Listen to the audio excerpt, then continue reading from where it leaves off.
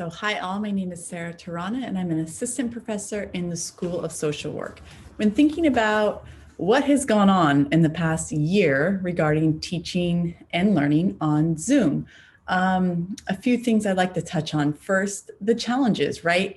There was a lot of isolation, and I found that in my class, it was isolation meaning from their work, from their friends, and so they really craved getting together in the online environment.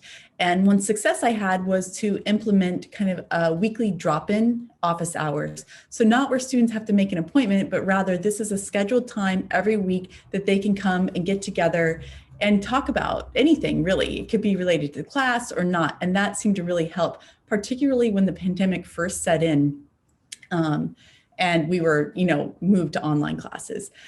Some surprises, I think for me, a big surprise was just the level of engagement that students had. Given everything that was happening in their personal lives and their professional lives, I found that they did really delve into the material, even more so because in some ways it was a distraction from what was happening in the outside world. So that was a bit of a surprise to me.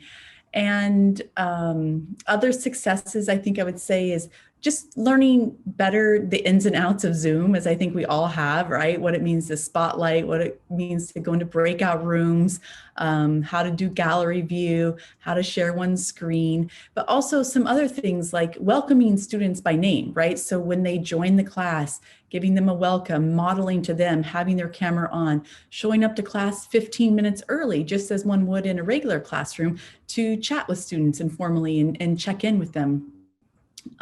So those are some other things that kind of I guess honed my skills throughout the past year of teaching online. And things that I think about that I'll carry with me is I am an online instructor. I believe in online education. And so I do think that by teaching online, it will make me a better instructor if and when I go back to teaching face-to-face, because there's no longer just to show up to class and do your lecture. There's so much more accountability brought in. There's more work for the instructor, right?